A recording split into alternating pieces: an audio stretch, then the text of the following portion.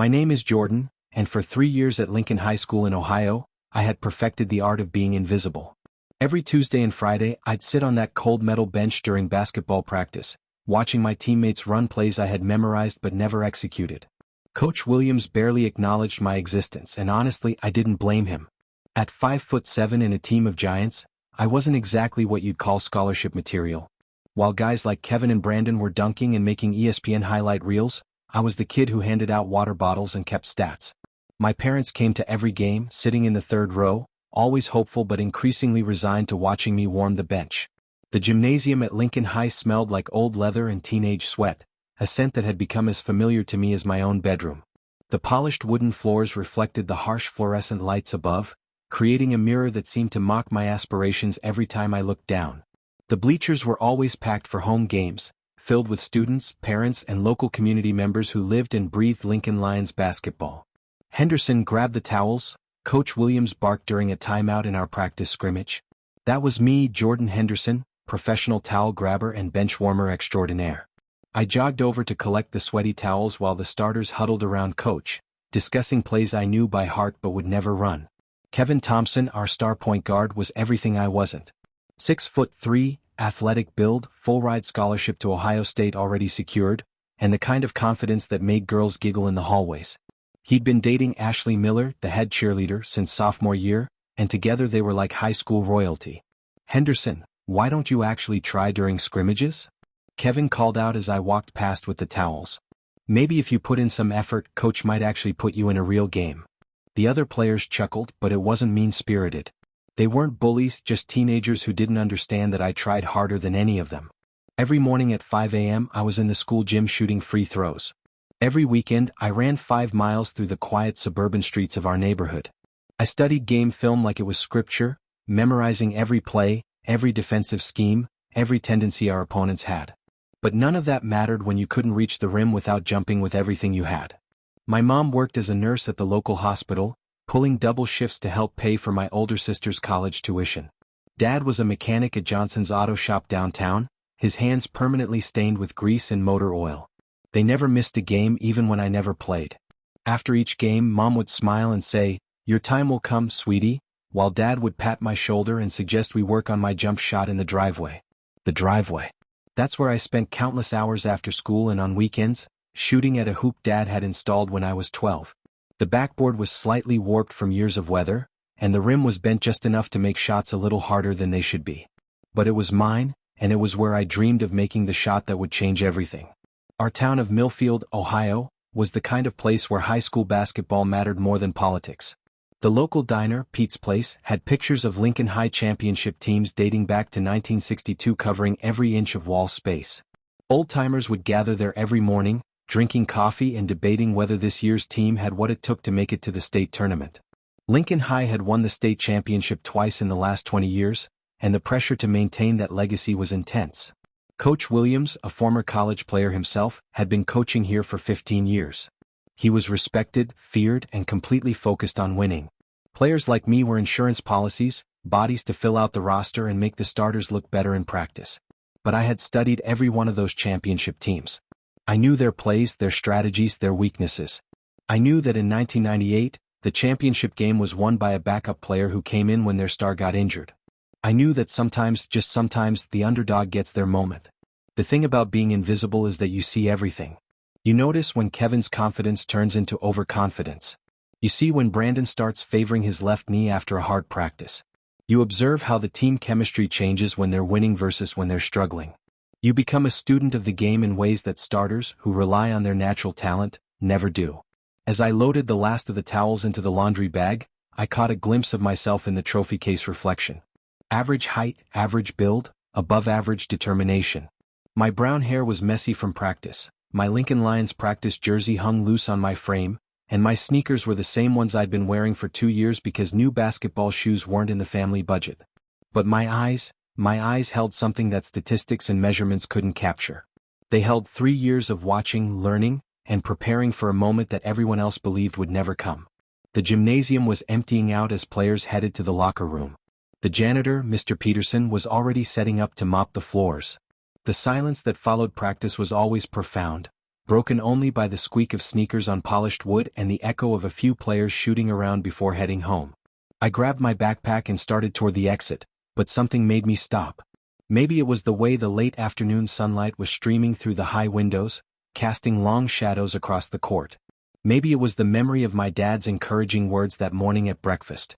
Or maybe it was just the stubborn part of me that refused to accept that dreams have expiration dates. I walked back to center court, picked up a basketball someone had left behind and took a deep breath. The gym was quiet except for the hum of ventilation and the distant sound of traffic outside. I dribbled once, twice, then took a shot from where I stood. Swish. The sound echoed through the empty gymnasium like a promise.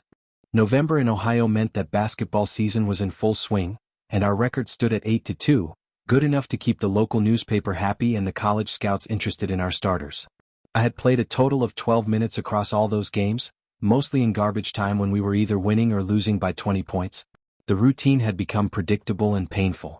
Get dressed, warm up with enthusiasm, watch the game from the bench, shower, go home, repeat. My parents still came to every game, but I could see the disappointment they tried to hide behind supportive smiles. Even they were starting to realize that my high school basketball career might end with more bench time than playing time. Our biggest game of the season was approaching, the annual rivalry matchup against Riverside High School.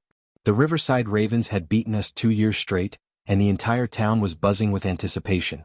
Local businesses had signs in their windows, the school hallways were covered in Spirit posters, and even the teachers were wearing Lincoln Lions gear to class. The weather had turned cold and gray, typical for late November in our part of Ohio. Bare trees lined the streets around the school, and the football field was covered in brown, dormant grass. Winter was settling in, and with it came the season where basketball was king in our small town. Practice had been intense all week. Coach Williams was pushing everyone harder than usual, running extra conditioning drills and spending hours on defensive schemes designed to stop Riverside's fast break offense.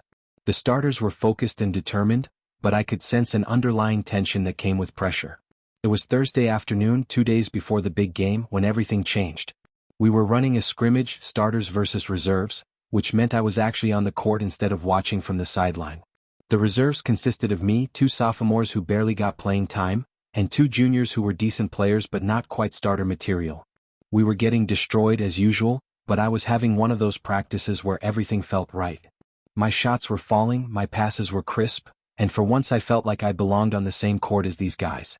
The gymnasium was filled with the sounds of squeaking shoes, bouncing balls, and Coach Williams shouting instructions.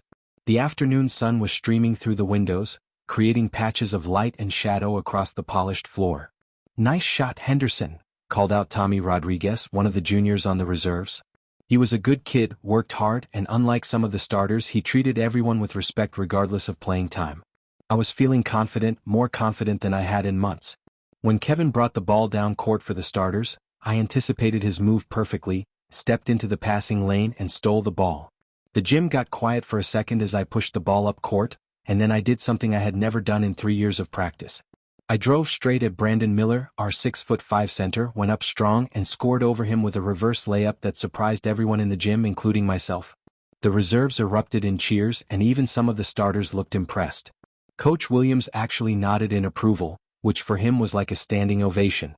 For a moment, just a moment, I felt like I belonged. That's when Kevin decided to put me back in my place.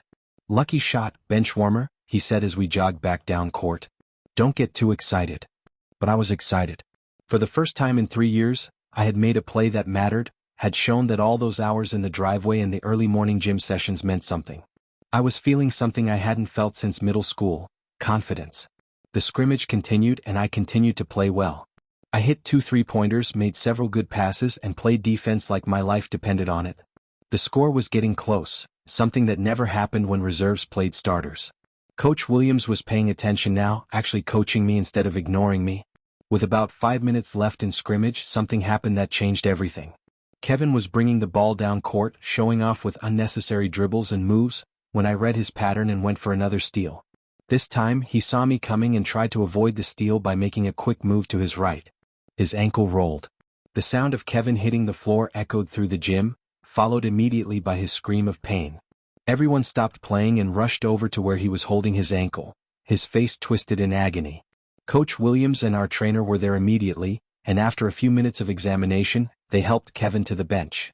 The diagnosis came an hour later. Severe ankle sprain, out for at least 2 weeks, possibly more. Our star player, our leader, our ticket to beating Riverside, would not be playing in the biggest game of the season. Coach Williams called the team together after Kevin was taken to get x-rays. The gym felt different now, heavier, like the air had been sucked out of it. The late afternoon shadows were longer, and the excitement that had filled practice was replaced by uncertainty and worry. "Gentlemen," Coach Williams said, his voice carrying the weight of 15 years of coaching experience, "we have a situation.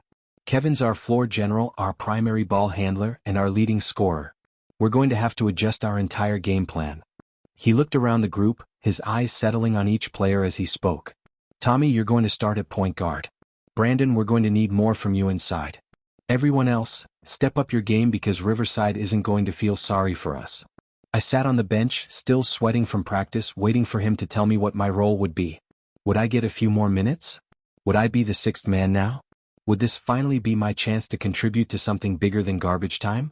Coach Williams looked directly at me for the first time in months. "Henderson, you played well today.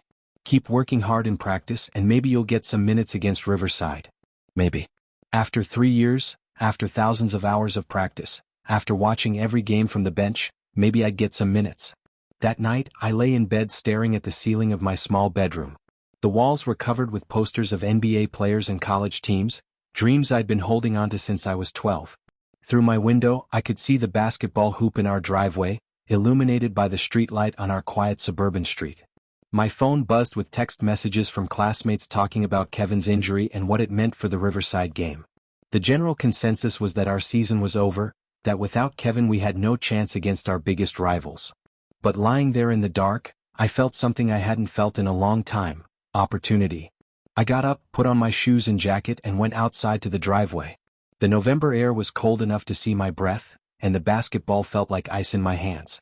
But I started shooting anyway, imagining the crowd, imagining the moment, imagining that maybe, just maybe, my time had finally come. The sound of the ball hitting the rim and swishing through the net was the only sound in the quiet neighborhood. Each shot was a prayer. Each make was a promise to myself that I would be ready if the opportunity came. I shot until my fingers were numb from the cold and my legs were tired from jumping. When I finally went back inside, I looked at the clock. 11:47 p.m. In less than 48 hours, Lincoln High would take on Riverside High in the biggest game of the season. Our star player was injured, our team was shaken, and everyone expected us to lose. Everyone except the kid who had been preparing for this moment his entire life. Friday night football weather had given way to Saturday evening basketball atmosphere. The Lincoln High gymnasium was packed beyond capacity, with people standing along the walls and sitting in folding chairs that had been set up on the track that surrounded the court. The rivalry with Riverside always drew a crowd, but Kevin's injury had added an extra layer of drama that brought out even more spectators. I arrived at school 3 hours before game time, partly because Coach had called for an extended warm-up, but mostly because I needed the quiet time to prepare mentally. The empty gym felt sacred somehow, like a church before Sunday service. The afternoon light streaming through the high windows cast long shadows across the court, and the only sounds were my footsteps and the echo of my breathing. My parents had texted me that morning with their usual encouragement, but there was something different in their messages. Mom had written, "We believe in you, honey. Your time is coming." Dad's text was even more direct. "Be ready, son. Opportunities don't announce themselves." Somehow they knew that tonight might be different. Tommy Rodriguez had been getting most of the attention during practice this week as he prepared to fill Kevin's shoes at point guard. He was a good player, solid fundamentals, but he didn't have Kevin's natural leadership or scoring ability. Coach Williams had been working overtime to adjust our offensive system to accommodate Tommy's different skill set. What nobody was talking about but everyone was thinking was depth. If Tommy got into foul trouble or if someone else got injured, we were in serious trouble. Our bench was thin and everyone knew it. As I went through my pregame routine, shooting free throws and working on ball handling drills, I couldn't help but notice that Coach Williams was watching me more closely than usual. He'd been doing that all week, observing how I moved, how I shot, how I reacted under pressure during scrimmages. The locker room before the game was a mix of nervous energy and false bravado. Players were going through their individual rituals. Brandon listening to music with his eyes closed, Tommy reviewing plays on his phone, the younger guys trying to act more confident than they felt. I sat at my locker, which was at the end of the row, away from the starters, and pulled on my uniform. Number 23, the number I'd chosen as a freshman because it was Michael Jordan's number, though I'd learned quickly that having the same number as the greatest player ever didn't make you play like him. Coach Williams gathered us together for his pre-game speech. The locker room smelled like soap and nervous sweat, and the fluorescent lights cast harsh shadows on everyone's faces. This was always the moment where the reality of the game set in, where preparation met execution.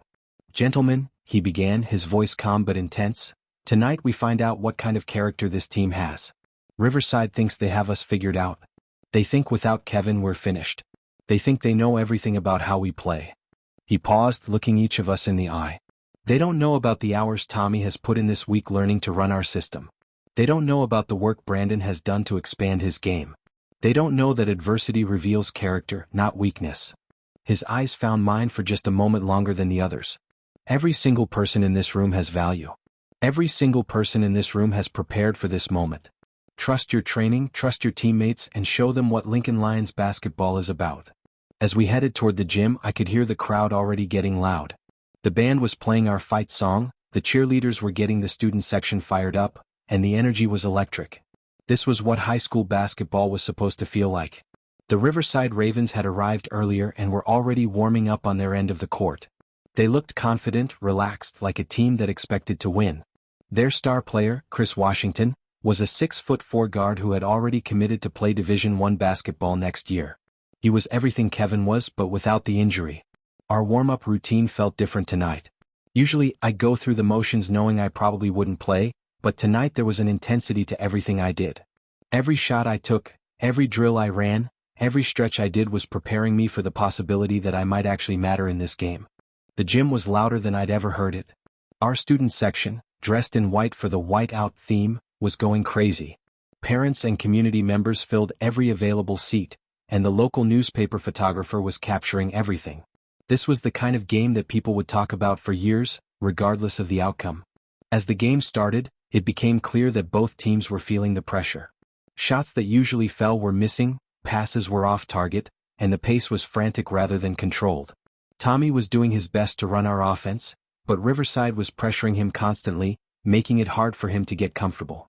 I watched from the bench, studying every possession, every defensive rotation, every tendency both teams were showing. This was what I'd been doing for 3 years, and tonight it might actually matter. By halftime, we were down by 8 points, 34-26. The locker room was quiet except for Coach Williams' voice as he made adjustments to our game plan. Tommy had played well but was clearly feeling the pressure of replacing Kevin. Brandon was working hard but was getting frustrated with Riverside's physical defense. "We're right where we need to be," Coach said during his halftime speech. 8 points is nothing. We've been here before and we know how to respond. Trust the system, trust each other, and play Lincoln Lions basketball. As the second half began, the gym got even louder. Both teams were playing with the desperation that comes from knowing the season could end tonight. Every possession mattered, every defensive stop was crucial, and the intensity was unlike anything I'd experienced from the bench. With about 8 minutes left in the game, Tommy picked up his 4th foul trying to defend Chris Washington. The gym got quiet as Coach Williams called timeout. 4 fouls meant Tommy was 1 away from fouling out, and everyone in the building knew what that meant for our already thin backcourt. As we huddled during the timeout, Coach Williams looked down the bench. Our backup point guard was nursing a sprained wrist from practice yesterday and hadn't been cleared to play. That left 2 options: move Brandon out of the post to handle the ball, which would hurt us inside, or put in someone who had been waiting 3 years for exactly this moment. "Henderson," Coach Williams called out as the timeout was ending. "Check in for Rodriguez. You're going to run the point for a few minutes while Tommy rests." The noise in the gymnasium faded to a dull roar as I stood up and walked to the scorer's table. My legs felt shaky, my mouth was dry, and my heart was pounding so hard I was sure everyone could hear it. The scorer looked at me twice to make sure he had heard correctly. As I waited to check in, I looked up in the stands and found my parents. Mom had her hands over her mouth, and Dad was leaning forward in his seat with that intense look he got when he was watching me practice in the driveway. They had waited 3 years for this moment too. The referee blew his whistle, and I jogged onto the court to a mixture of cheers and nervous murmurs. The Riverside players looked confused, probably wondering who this kid was that they hadn't scouted or prepared for. As I brought the ball up court for the first time in a varsity game that mattered, the gym got quiet enough that I could hear my own heartbeat. 3 years of preparation, thousands of hours of practice, millions of shots in the driveway, all leading to this moment. The scoreboard read, Riverside 52, Lincoln 44. 8 minutes left in the season, maybe 8 minutes left in my high school basketball career. As I crossed half court, Chris Washington stepped up to pressure me, probably thinking this unknown backup would be easy to rattle. He was about to find out what 3 years of invisible preparation could produce. I looked him in the eye, took a deep breath and smiled. This was the moment I had been waiting for my entire life. The first possession was crucial. 8 points down with 8 minutes left, the crowd was nervous, my teammates were looking at me with uncertainty, and Riverside was pressing full court, trying to force a turnover from the unknown backup who had just entered the biggest game of the season. Chris Washington was right in my face as I brought the ball up court, talking trash and trying to get in my head. Who are you, kid? I've never even seen you play. This is about to be embarrassing. But 3 years of watching from the bench had taught me patience. 3 years of early morning workouts had built my conditioning. And 3 years of studying every team we played had prepared me for exactly this moment. I stayed calm, used a screen from Brandon to create space and called out the first play. It was a simple pick and roll, something I'd run thousands of times in practice but never in a game that mattered. Brandon set a solid screen, I drove to the basket, and when Riverside's defense collapsed on me, I found Tommy wide open on the wing. Swish. Three-pointer. The gym erupted. Riverside 52, Lincoln 47. As I jogged back on defense, I caught a glimpse of Coach Williams on the sideline. He wasn't smiling, but he nodded slightly, which from him was like a standing ovation. The crowd was back into the game, the student section was going crazy, and my teammates were looking at me differently now. The next few possessions were a blur of adrenaline and instinct. Riverside tried to attack me on defense, thinking I was the weak link, but all those hours studying film had prepared me for their favorite plays. When Chris Washington tried to drive on me, I stayed in front of him and forced a tough shot. When they ran their best pick-and-roll play, I switched perfectly and helped force a turnover. But it was on offense where I really surprised everyone, including myself. With 5 minutes left and the score tied at 58, Riverside called timeout to regroup. Coach Williams gathered us together, and instead of drawing up a play for Brandon or Tommy, he looked at me. Henderson, they don't know your tendencies yet. That's an advantage we need to use. I want you to be aggressive and look for your shot when it's there. You've earned the right to make plays. As we broke the huddle, Brandon grabbed my arm. I've been watching you in practice for 3 years, man. I know you can shoot. Let it fly if you're open. The support from my teammates, guys who had every right to doubt whether some unknown backup could help them win the biggest game of the season, gave me a confidence boost that was better than any pep talk. Riverside came out of the timeout with a different strategy. Instead of pressing me, they decided to back off and dare me to shoot. Chris Washington was smirking as he played off me, clearly thinking I wouldn't have the courage to take big shots in a big moment. He was about to learn otherwise. I brought the ball up court, called for a screen, and when Chris went under it to help on Brandon, I rose up from 3-point range and let it fly. The gymnasium got quiet for the half-second the ball was in the air, and then exploded when it swished through the net. Lincoln 61, Riverside 58. The noise was deafening. The student section was jumping up and down, my parents were on their feet, and even some of the Riverside fans were clapping in appreciation of the shot. But the best part was the look on Chris Washington's face, the realization that he had underestimated someone he'd never heard of. From that point on, the game became a battle of wills. Riverside would score, we'd answer. They'd make a big defensive play, we'd get a steal on the other end. The lead changed hands 6 times in the final 4 minutes, and the gym was louder than I'd ever heard it.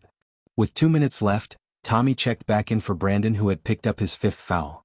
Now it was Tommy and me in the backcourt, 2 players who had never started together, trying to finish the biggest game in school history. You got this, Jordan, Tommy said as we brought the ball up court, down by 1 point. Just play your game. My game. For 3 years I'd wondered what my game was. I wasn't the fastest, wasn't the tallest, wasn't the most athletic. But in this moment I realized what my game was. Preparation, intelligence, and the refusal to be intimidated by anyone or any situation. The next possession was the defining moment of my high school career. Riverside had the ball, leading 71-70 with 90 seconds left. They were running clock, looking for a good shot to put the game away. Chris Washington had the ball at the top of the key, and I knew from studying film that their favorite play in this situation was a high screen and roll. I saw the screen coming before it was set. I saw Chris start his move before he made it, and I jumped the passing lane at exactly the right moment, stealing the ball cleanly and heading the other way on a fast break. The gym went completely silent for a moment, then erupted as I scored an easy layup to give us the lead. But Chris Washington wasn't done. He brought the ball right back down court and scored over Tommy to put Riverside back up by 1. 30 seconds left. One possession to either win or lose everything. Coach Williams called our last timeout, and as we huddled together, I looked around at my teammates. These were the guys I'd been watching succeed for 3 years while I sat on the bench. These were the players who were going to play college basketball while I probably hung up my sneakers forever after graduation. But in this moment they were looking at me like I was their leader. "Jordan," Coach Williams said, calling me by my first name for the first time I could remember, "the ball is in your hands. Make the play that feels right." As we broke the huddle, the noise in the gym was incredible. Both student sections were on their feet, parents were screaming, and the energy was unlike anything I'd ever experienced. This was what I'd dreamed about during all those hours in the driveway, all those early morning workouts, all those games watching from the bench. I brought the ball up court with 20 seconds on the clock. Riverside was in their half-court trap, trying to force a turnover or a bad shot. Chris Washington was face-guarding me, not giving me any room to operate. 15 seconds. I used a screen from Tommy to create some space and found myself at the top of the key with the defense scrambling to recover. 10 seconds. The crowd was counting down, the noise was deafening, and I had a choice to make. I could pass the ball to Tommy, who was open on the wing. I could try to get it inside to our post players. Or I could take the shot that I'd been practicing for 3 years. 5 seconds. Chris Washington was flying at me trying to contest the shot. The entire Riverside defense was scrambling. In the stands I could see my parents on their feet, my mom with her hands clasped together, my dad leaning forward with that intense look. 3 seconds. I rose up from three-point range, the same spot where I'd made the shot earlier in the half. The ball felt perfect leaving my hands, the rotation was clean, and the arc was true. 1 second. The gymnasium went silent except for the sound of the ball swishing through the net as the buzzer sounded. Lincoln 73, Riverside 72. The explosion of noise that followed was unlike anything I'd ever experienced. The student section rushed the court, my teammates mobbed me, and somewhere in the chaos I found my parents, who had somehow made it down from the stands to hug their son who had just hit the biggest shot in Lincoln High School basketball history. Coach Williams found me in the celebration, and for the first time in 3 years he smiled at me. "That's why you never give up on someone who's willing to work," he said, putting his hand on my shoulder. "You were ready when your moment came." As the celebration continued around me, I looked up at the scoreboard one more time. The numbers were already being changed by the maintenance crew, but for that moment they told the story of the greatest night of my life. Later, in the locker room after the interviews and the photos and the congratulations, I sat at my locker and thought about the journey that had brought me to this moment. 3 years of being ignored, 3 years of wondering if I was good enough, 3 years of preparation that nobody saw but everybody benefited from tonight. My phone was buzzing with text messages from classmates, from family, from people I hadn't heard from in years. But the message that meant the most was from Kevin, who was watching from the stands with his injured ankle. "I always knew you had it in you, Henderson. Thanks for saving our season." As I walked out of the gym that night, past the trophy case where this game would be remembered forever, past the empty court where I'd spent countless hours preparing for a moment everyone said would never come, I realized something important. They were wrong when they told me to sit down because I'd embarrass myself. Sometimes the best thing you can do is stand up and prove everyone wrong, including yourself. The kid who had been invisible for 3 years had just become unforgettable. And tomorrow I'd be back in the driveway shooting baskets and preparing for the next opportunity, because that's what you do when you finally understand that your worth isn't determined by how long you wait for your moment, but by how ready you are when it finally arrives.